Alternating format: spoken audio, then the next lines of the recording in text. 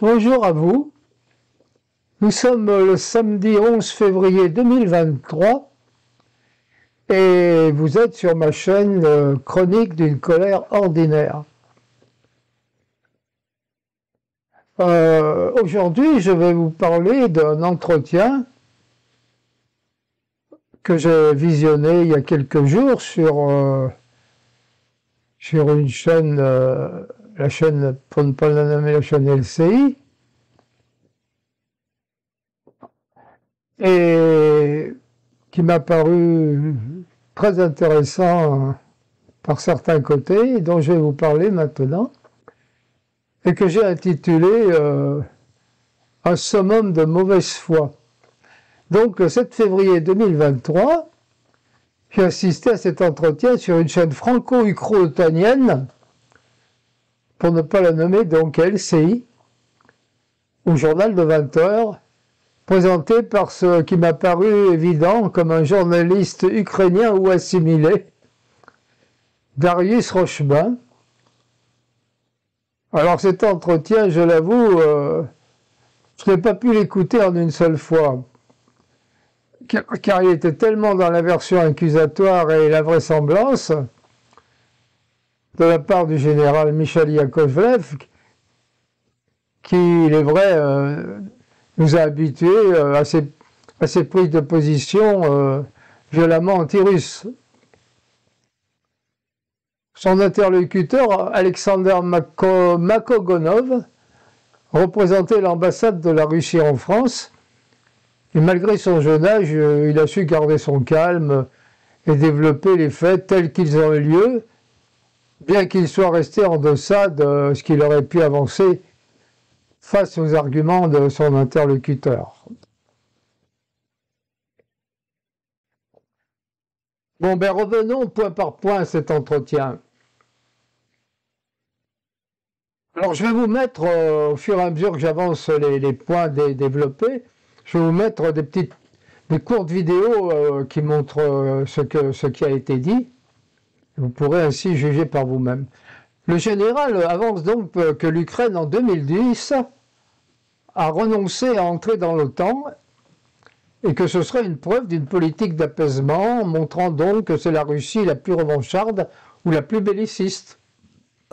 Vous savez, si on retrace l'histoire, vers 2014, l'arrivée au pouvoir de ce régime ultranationaliste propulsé au pouvoir par les forces extérieures, notamment par les États-Unis et leurs alliés, et là maintenant, tout cet engrenage avec les années, le régime qui terrorise sa propre population, le régime qui fait rien pour éviter la guerre, mais bon, qui fait tout pour déclencher, pour que ce conflit ait lieu. Donc finalement, voilà, les responsables sont qui ?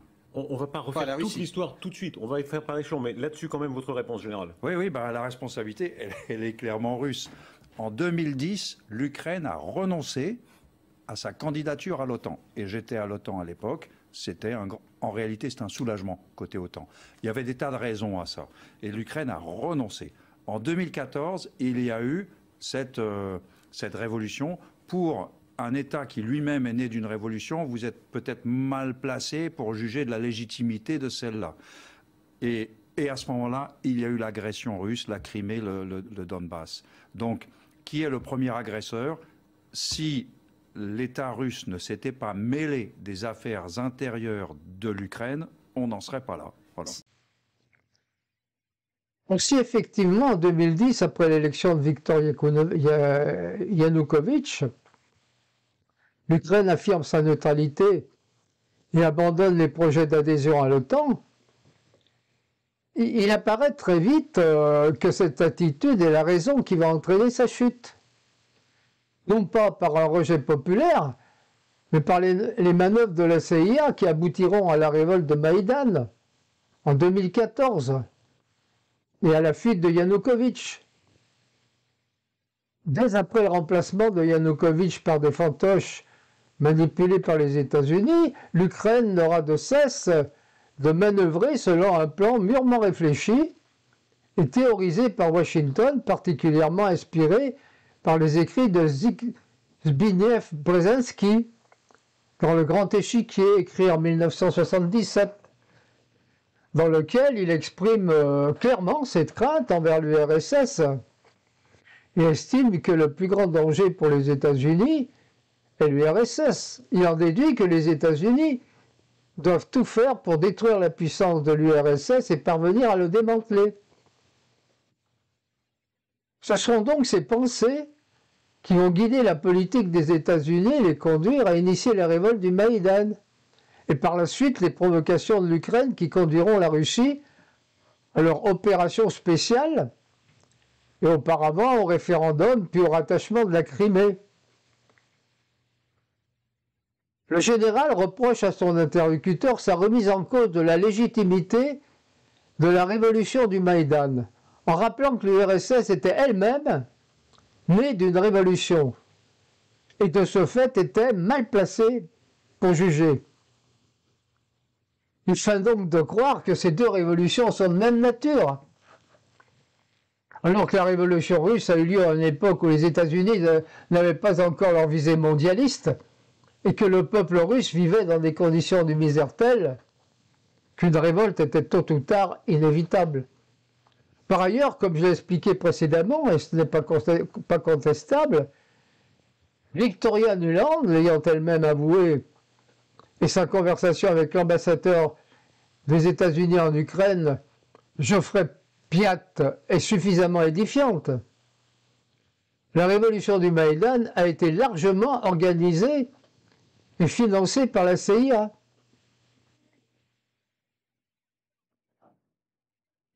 Deuxièmement, la soi-disant agression russe en Crimée. Le général Yakovlev prend prétexte du référendum en Crimée pour en déduire que la Russie est animée d'une agressivité envers les puissances occidentales et l'OTAN qui ne ferait que se défendre. C'est une véritable inversion de la réalité.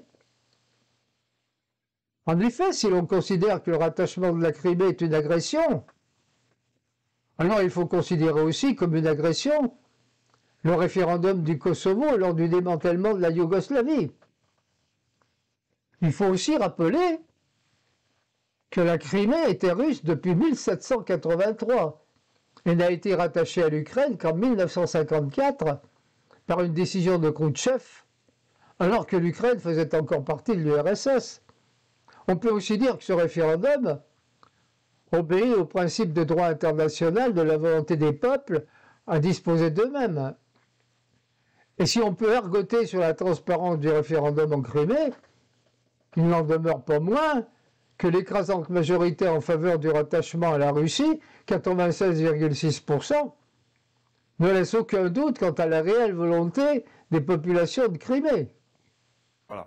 Maintenant, ils ont trop peu de munitions pour en consommer beaucoup côté russe, a priori. Exactement, en général, les cibles militaires. Mais ce n'est pas du tout le cas parce que chaque jour, méthodiquement, régulièrement, les partis ukrainiens bombardent les quartiers résidentiels dans les villes, dans les localités, les écoles, les hôpitaux, vraiment les bâtiments qui n'ont rien à voir avec l'infrastructure militaire. Et chaque jour, c'est les citoyens ordinaires, les gens, les civils qui meurent. À ce chapitre-là... Donc, est-ce que c'est la légitime défense? Il n'y a pas de défense du tout. Ce mot-là, ce n'est pas du tout impertinent. À ce chapitre, chacun pourra juger des proportions, mais on est bien d'accord que la destruction de Mariupol, par exemple, très grande ville civile ukrainienne, c'est un des exemples majeurs qui montre que la Russie a frappé des habitations civiles à un échelon aussi énorme. Donc, tout d'abord, Mariupol, c'est comme le phénix, est en train de renaître de ses cendres. Donc là, vous avez montré sur votre chaîne les vidéos comment les nouveaux bâtiments sont construits et sont mis en service. Les clés sont dans une ambiance solennelle transmises à des nouveaux disons, locataires de ces appartements, et tout va bien. Mais bon, pourquoi la ville a été détruite? Mais parce que ces défenseurs, qui sont plutôt défonceurs, là, ils se cachaient derrière ces bâtiments, ils se cachaient dans ces bâtiments, ils se cachaient derrière les dos des civils. C'est avec le genre que vous débattez, mais on ne peut pas vous laisser dire tout va bien. Quand on voit ces images, non, tout va pas bien. Il y a une destruction à un échelon incommensurable. L'artillerie russe dispose de beaucoup plus d'obus que l'artillerie ukrainienne, et qu'elle détruit beaucoup plus d'objectifs civils que l'artillerie ukrainienne. C'est un simple rapport, un rapport du nombre. Et puis, je me félicite de la reconstruction de Mariupol. Fondamentalement, je n'avais pas compris que la Russie était partie dans un plan d'urbanisme dans le Donbass, si vous voulez. Troisièmement, il est reproché à la Russie de détruire des bâtiments civils, des hôpitaux, des écoles. Mais le présentateur, oubliant son devoir de neutralité, son idéologie étant la plus forte, s'indigne de la destruction de Mariupol. On a besoin de rappeler toutes les exactions et manipulations dont se sont rendus coupables les régiments nazis ukrainiens, et particulièrement le régiment Azov. C'est ainsi que nous avons eu la fameuse frappe de 10 mars 2022 sur la maternité de Mariupol, qui a été imputée immédiatement aux forces russes. Très vite, il est apparu qu'il s'agissait d'une manipulation, car cette maternité avait été vidée de ses équipes médicales dès la fin février. Des témoignages nombreux en attestent. De nombreuses vidéos sur les sites indépendants appelés par les tenants de la doxa otanienne complotistes peuvent être visionnées, qui montrent des témoignages de citoyens ukrainiens libérés attestant que les chars stationnaient dans des jardins publics, que des soldats occupaient des appartements civils et les avaient transformés en postes de tir, etc. Nous avons eu beaucoup de tentatives de manipulation. La bombe au centre de Donetsk, le massacre de Boutcha. Quant au nombre de civils tués par les belligérants, qui serait proportionnel au nombre de bombes possédées, c'est tout simplement un raisonnement aberrant, surtout pour un soi-disant expert en armement. En effet, il ne tient pas compte du type d'armement et des moyens de guidage de précision que possède l'armée russe, qui utilise des missiles et des drones de très haute précision. On a donc l'exemple d'une grossière tentative de manipulation de la vérité. Si, est-ce que oui ou non, les Ukrainiens, selon vous, sont légitimes à frapper même jusqu'à Moscou, des infrastructures près de Moscou? Pendant les guerres précédentes, les Français attaqués par les Allemands, ou les Soviétiques attaqués par les Allemands, se jugeaient légitimes à viser jusqu'à Berlin. Est-ce qu'aujourd'hui, les gens de l'OTAN pourraient viser, ou plutôt l'Ukraine, pardon, pourrait viser jusqu'à Moscou? L'Ukraine aurait le droit sur des cibles militaires. Maintenant, est-ce son intérêt? Franchement, je ne pense pas. Jusqu'à présent, les Ukrainiens ont fait une guerre limitée aux objectifs, comme on dit, de valeur opérationnelle, pesant dans le théâtre d'opération, pour l'essentiel sur le territoire ukrainien, soit dit en passant.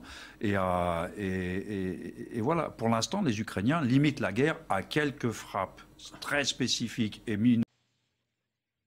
Quatrièmement, le général Yakovlev dit que les Ukrainiens ont limité la guerre au territoire ukrainien. Il essaie de montrer ainsi que l'Ukraine ne désire pas accroître le conflit et reste en quelque sorte dans des limites acceptables. C'est véritablement se moquer du monde, car le président Zelensky n'a de cesse de réclamer des armes à longue portée, des avions, et même l'emploi de l'arme nucléaire, et ce ne me semble pas être une attitude raisonnable et tendant vers l'apaisement. S'il limite la guerre au territoire ukrainien, c'est tout simplement parce qu'il n'a pas les moyens de faire autrement. Nous verrons bien ce qu'il adviendra lorsqu'il aura reçu des missiles longue portée, si la guerre dure jusque-là. Avec toute cette escalade des derniers mois, et pour nous, pour les Russes, c'est évident que c'est pas l'Ukraine en fait qui est en jeu. Pour l'OTAN, c'est autre chose. Donc l'objectif principal, c'est mettre la Russie au genou. Donc là, peu importe le prix, l'OTAN est prêt à investir tous les moyens nécessaires pour justement pour vaincre la Russie sur le champ de combat, ce qui est impossible. Donc là, c'est une guerre beaucoup plus large qu'une guerre en Ukraine. Vous êtes en guerre contre l'OTAN? Non, c'est l'OTAN qui est en guerre contre la Russie. Sous forme hybride, peut-être pas directement, mais en principe, cette forme hybride, ça devient de plus en plus évident. D'abord, la situation dans laquelle nous sommes à l'heure actuelle, elle n'a pas été voulue par l'OTAN, par aucun des membres de l'OTAN. Ils ont tout fait pour éviter ça. Il faut quand même leur reconnaître ça. Ils ont tout fait et ils ont trop fait pour éviter ça. Ils ont été trop gentils, ils ont été trop crédules vis-à-vis du régime Poutine. Ils ont cru dans les promesses de Poutine. Ils ont cru que le président Poutine, il fallait lui donner une chance pour la paix, et on voit le résultat. Donc voilà, c'est vraiment à son corps défendant que l'OTAN et ses amis se retrouvent impliqués. Cinquièmement, la situation dans laquelle nous sommes à l'heure actuelle Elle n'a pas été voulue par l'OTAN, par aucun des membres de l'OTAN. Ils ont tout fait pour éviter ça. Ils ont été trop gentils. Ils ont cru dans les promesses de Poutine. Alors là, nous assistons à un grand moment du débat, la démonstration de la perversité de l'Occident à sa manière diabolique, d'énoncer avec un aplomb et une assurance insupportable des allégations parfaitement fausses et contraires à la réalité. En effet, en dehors des écrits de Zbigniew Brzezinski dont j'ai parlé auparavant, il y a eu une promesse faite par Bush père à Gorbatchev en 1990, lors du démantèlement de l'Union soviétique, concernant l'OTAN qui ne devait pas s'étendre vers l'Est. Or, que s'est-il passé? L'OTAN n'a cessé de grignoter les États de l'ancienne URSS et a fini par tous les mettre dans sa besace, sauf la Biélorussie et l'Ukraine. Rappelons-nous ce qui s'est passé lors de la crise des missiles de Cuba en octobre 1962. L'URSS a voulu installer des missiles nucléaires à Cuba et le président des États-Unis, John Kennedy, a immédiatement réagi en menaçant l'URSS d'une riposte nucléaire s'il ne retirait pas ses missiles. L'URSS a reculé et a retiré ses missiles en échange de retrait de missiles américains installés en Turquie et en Italie. Cuba était pourtant un pays souverain et indépendant comme l'Ukraine. C'est exactement ce qui s'est produit avec l'OTAN, qui petit à petit a phagocyté les pays entourant l'URSS et installé des batteries de missiles. Il est donc normal que la Russie soit intervenue, sous la menace d'une entrée de l'Ukraine dans l'OTAN, qui, contrairement aux assertions de Yakovlev, n'a jamais essayé de calmer le jeu depuis 2014, date de la révolution initiée et financée par la CIA, ce qui est prouvé et même revendiqué. Nous pouvons citer également les prises de position du Forum pour les Nations libres de Russie, qui se donne pour but rien moins que d'abattre la Russie et de la démanteler en créant pléthore d'États indépendants démocratiques par respect des minorités nationales opprimées. On retrouve toujours le même langage particulièrement prisé par la CIA. Quand même un peu, enfin, tous les gens qui se renseignent savent que ça fait quand même 8 ans que ça dure, et donc Vladimir Poutine est intervenu. Mais ce que j'ai découvert en plus, et ce que j'explique dans cette vidéo que j'ai faite devant le dialogue franco-russe, il suffit d'aller chercher sur Internet, de travailler comme vous dites.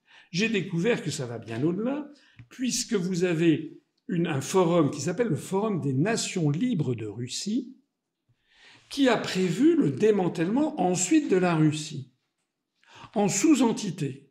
Il y a les cartes qui circulent, qui sont promues par ce forum. Alors on pourrait dire, bon, ce sont des illuminés, mais moi je regarde toujours qui finance et qui participe et qui finance National Endowment for Democracy, la CIA.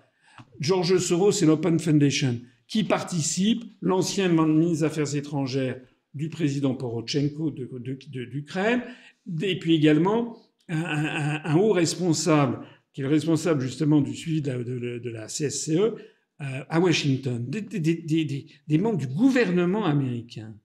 Donc on a affaire à une volonté permanente des États-Unis qui est d'essayer de diviser pour régner. Et c'est une politique qui n'est pas seulement appliquée à la Russie, qui est appliquée au Moyen-Orient, qui est appliquée à la Chine. Quand vous entendez parler des Ouïghours, je ne suis pas là pour défendre encore une fois le sort des Ouïghours, qui n'est peut-être pas très enviable, mais quand on présente les Ouïghours, les Tibets, le Taïwan, etc., derrière, il y a aussi les cartes qui circulent pour démanteler en fait tous les adversaires géopolitiques des États-Unis. Ce forum n'est pas un cercle de décérébrés ou de farfelus, mais est soutenu par des organisations reconnues et puissantes, très proches de la CIA et des services occidentaux. Pavlo Klimkin, ancien ministre ukrainien des Affaires étrangères, sous la présidence de Petro Poroshenko, qui a participé lui-même à la réunion du 23 au 26 janvier 2018 en Suisse, du World Economic Forum de Klaus Schwab. Comme autre relais, nous avons le Centre pour la résistance civile, Respublica, basée à Vilnius en Lituanie. Cette organisation compte parmi ses partenaires l'Open Information Partnership, qui compte elle-même parmi ses membres le NATO Strategic Communication Centre of Excellence. Ce type de centre est ainsi présenté sur leur site comme une organisation militaire internationale qui forme et éduque les dirigeants et les spécialistes des pays membres et partenaires de l'OTAN. Ils offrent une expertise et une expérience reconnues qui profitent à l'Alliance et soutiennent la transformation de l'OTAN. Sixièmement, la Russie a une crainte obsidionale de ses voisins qui sont amicaux envers elle. La guerre plutôt que ça.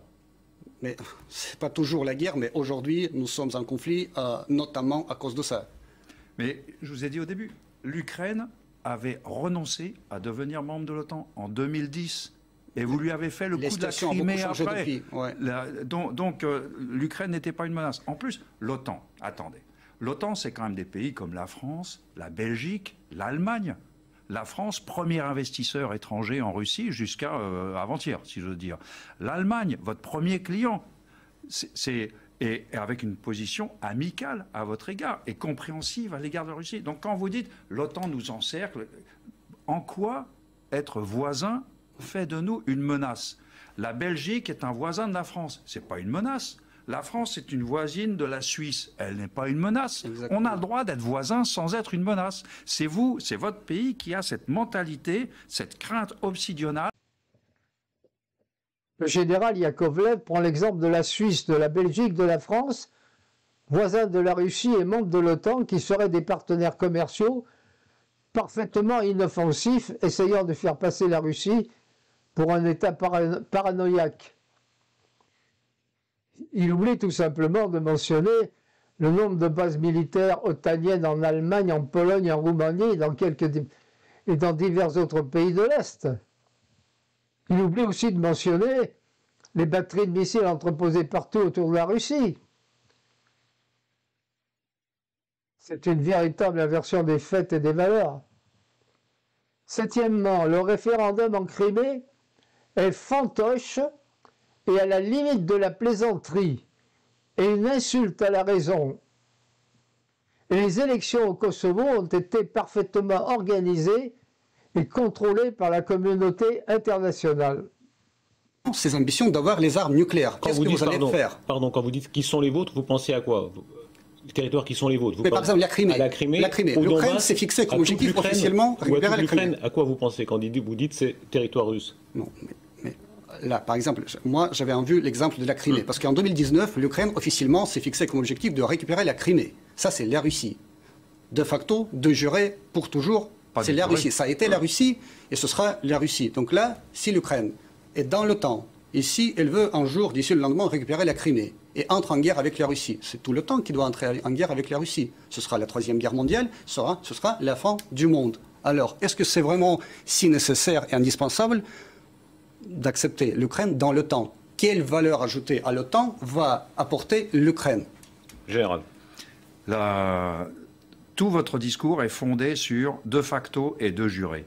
De facto, la Crimée est sous contrôle russe. De juré, la Crimée n'est pas russe. Le droit international, ça s'appelle le droit international. Ce n'est pas le droit moscovite. Ce n'est pas Moscou qui décide de qu'est-ce qui est le droit international. C'est la communauté internationale. Donc par traité, admettons, en 1872, la France a perdu par le traité de Francfort l'Alsace-Lorraine. C'était le droit international. La France l'a reconnu. Il a fallu la Première Guerre mondiale pour remettre ça en cause. Donc la Crimée n'a jamais été reconnue, même pas par la Chine, même pas par l'Inde, même pas par le Mexique, par la République de Djibouti. Vous voyez ce que je veux dire? Donc quand vous dites de jurer la Crimée ukrainienne, mais non. En droit moscovite, peut-être, mais pas en droit international. L'essentiel, c'est que la Crimée a été reconnue russe par les habitants de la Crimée, qui ont voté au référendum et ont voté à 96% pour leur attachement avec la Russie. Est-ce que la Russie a reconnu ce fait et la Russie a admis la Crimée dans sa grande famille? Cela contesté par la communauté internationale, vous le savez. Mais écoutez, la chose la plus importante, c'est que c'est accepté par les habitants, je répète, et par la Russie. Donc là, c'est la première chose. Deuxièmement, quand vous pensez du droit international, alors dans le cas du Kosovo, alors l'arrachement de ce parti serbe, c'est le cœur de la Serbie. Pour chaque Serbe, c'est quelque chose de vraiment qui tient chaque Serbe à cœur.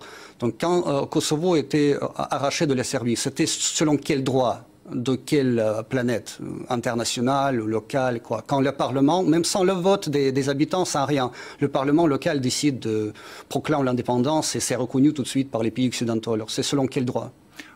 Je suis d'accord avec vous, M. Makogonov. Maintenant, vous parlez des élections. Il y a eu des élections au Kosovo à l'heure actuelle. L'immense majorité de la population a voté pour l'indépendance du Kosovo.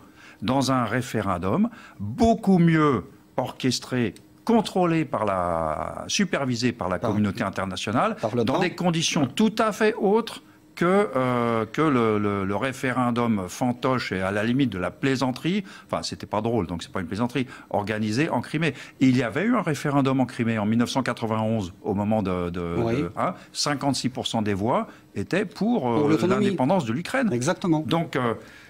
Donc si on tient compte du vote populaire, à ce moment-là, ok, parlons du Kosovo. Et il faudrait que les Serbes reconnaissent que le Kosovo n'est plus serbe. Mais comment il peut reconnaître selon quel droit? Si vous reconnaissez de la même manière, puisque vous reconnaissez le primat du vote populaire, eh bien, allez faire des élections au Kosovo aujourd'hui, et vous verrez que très clairement, le Kosovo n'est plus serbe. Mais alors la Crimée n'est plus ukrainienne, de la même manière, selon la même logique comme la vôtre. Non, parce que votre référendum en Crimée est une insulte à la raison et à la façon d'organiser des référendums. C'est un référendum avec le fusil sur la tempe. Mais écoutez, quand la Suisse organise les référendums pour n'importe quelle question, même au niveau local, alors ça c'est la pratique démocratique normale. Pourquoi les habitants de la Crimée ne peuvent pas organiser un référendum chez eux pour voter justement leur attachement à la Russie? Tout le monde sait que dans le référendum que vous avez organisé, les gens qui étaient contre n'ont pas pu faire campagne, que les votes étaient déjà faits avant, que les Tatars n'ont pas été en mesure de voter, etc. C'est un référendum dont vous avez choisi les votants, en réalité. Donc il est sans valeur. Mais admettons, dans une situation post-guerre, il y a beaucoup de gens qui considèrent qu'à terme, un vrai référendum, pas un référendum à la russe, un vrai référendum, supervisé par exemple par l'OSCE, pourrait être une façon d'aborder. Rappelons que l'indépendance du Kosovo a été proclamée unilatéralement le 17 février 2008 lors d'une session extraordinaire du Parlement des institutions provisoires du Kosovo contre l'avis de la Serbie qui s'y est formellement opposée. Le référendum en Crimée, lui, a eu lieu le 16 mars 2014, peu après la révolution du Maïdan du 22 février 2014. Ce coup d'État du Maïdan, voulu par les États-Unis et organisé par la CIA, a instauré un régime anti-russe qui va prendre des mesures discriminatoires envers sa population d'origine russe. Poutine, le 7 mars 2014, dans une conversation téléphonique avec Barack Obama, le fait remarquer et lui dit qu'il ne peut ignorer les appels à l'aide de cette population, conformément au droit international et au principe des peuples à disposer d'eux-mêmes. Donc le référendum a été contrôlé ensuite par plus de 50 observateurs de 21 pays, notamment d'Italie, des États-Unis, de France et d'Israël. Donc je vous laisse juge de savoir quel est le référendum le plus régulier.